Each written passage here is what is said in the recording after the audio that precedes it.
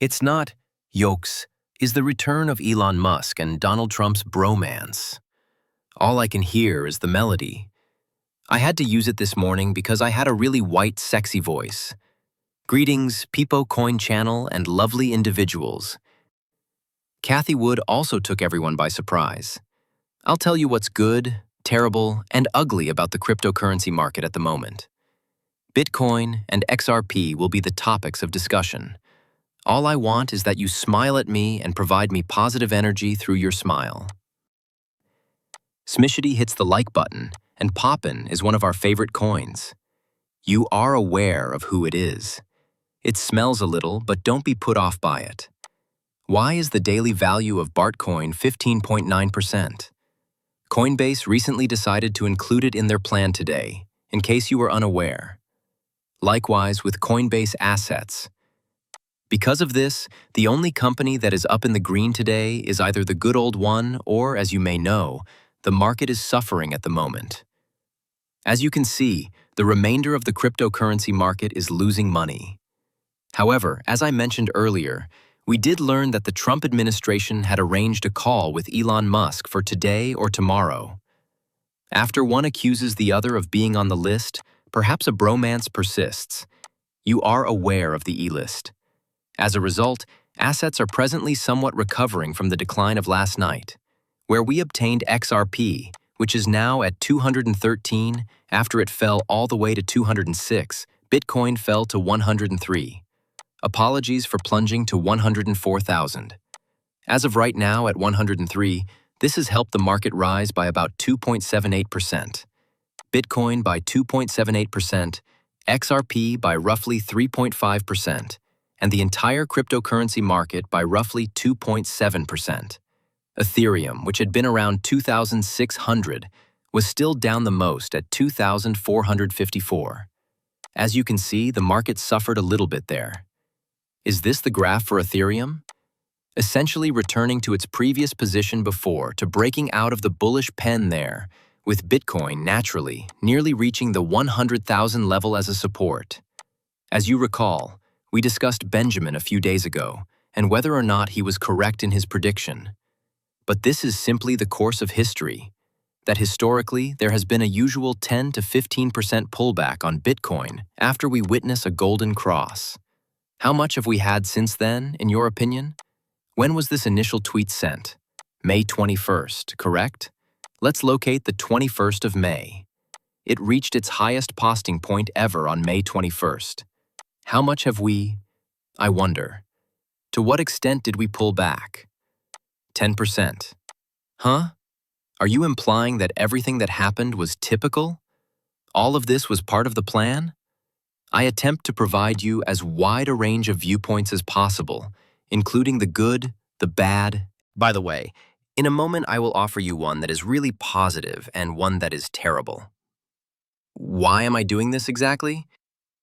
Well, you just play both sides and you're always right, some people will say. Perhaps, but there are also plenty. Negative elements that occur in the market, eh? Certain things follow the rules. Certain things do what they're supposed to do, and some things play as they should. Additionally, there are occasionally unusual extras that have an impact on the market as black swan events. Some people have one perspective, while others have another. Because of this, some people short the market while others go long. Ultimately, you must determine what is best for you in the near future. Do you engage in day trading? Do you engage in short-term trading? Do you intend to purchase the dip? Do you intend to sell the dip? Are you making an investment for a year, 5 years, or 10 years? These are completely distinct ways of thinking. It's crucial to learn these things, which is why I'm constantly trying to emphasize them to you. You can master things once you learn them. Why is it said that 10,000 hours of practice are necessary to become an expert? Since it is accurate, you get the knowledge and expertise necessary to anticipate these kinds of events. And since many of these viewpoints are derived from people who have gone through a lot, I make an effort to present you with as many of them as I can. For instance, last night I noticed that some were stating that Bitcoin has a head and shoulders when we look at the daily chart. Now that it has a head and shoulders, there will be a significant sell-off. Does that imply that a significant sell-off is imminent? Head and shoulders is correct in certain situations. Head and shoulders can be incorrect at times. The dip might have been this. We usually receive between 10 and 15%, as Benjamin mentioned. Perhaps we receive an additional 5%, and who knows, perhaps that additional 5% will lead to what? It's noteworthy to note that there is around an 8.5% drop to 92,000 in that area. Under 92 makes sense, 8% to bridge that disparity. That might occur. Although it will be little higher than 15%, it is still conceivable.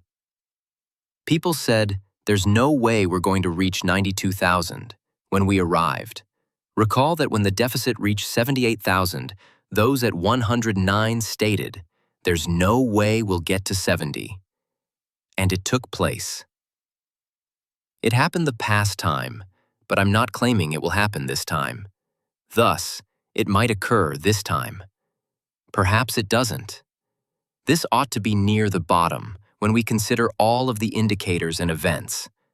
Why did the stock and cryptocurrency markets sell precipitously last night? Not at all.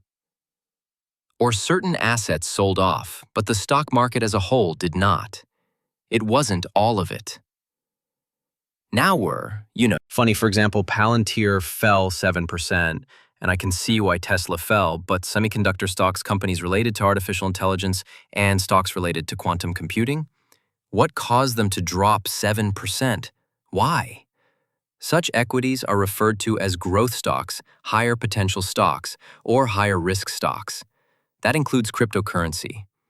In order to follow the book and take advantage of the 10 to 15% downturn that was expected to occur, the market will seek for opportunities to sell off. They'll seize these chances to accomplish that. Subsequently, others are claiming that Trump and Elon were fighting. That's exactly what I mentioned. But I also discussed the ambiguous China position. For this reason, I firmly believe that the market's decline was caused by China's predicament and that the Elon Musk versus Trump controversy was a sham. Since the stock market was still holding, it wasn't real. Why was the S&P 500 actually flat that day, and why was only high-risk things falling? As an example, the S&P 500 daily candle did pull back somewhat, but not much. What caused us to observe that? Additionally, we keep seeing more withdrawals from the Bitcoin ETF. Thus, pressure has also been created. And following a string of red-green days of inflows into the ETFs that helped drive the market to that level and drove Bitcoin all the way to 112,000, we had 3 days last week with significant outflows. Therefore, there was some selling pressure, which is a normal aspect of the game. This explains why it's so difficult to pinpoint the specific situation in the short term. Because of this, James Wynn was quite combative and said, "Oh, we're going to the moon here, right?" He was caught off guard. Thus, this will occur. And will the cryptocurrency market be less influenced now that James is gone? We will have to keep an eye on this over the next week or so to find out. Naturally, it is never financial advice.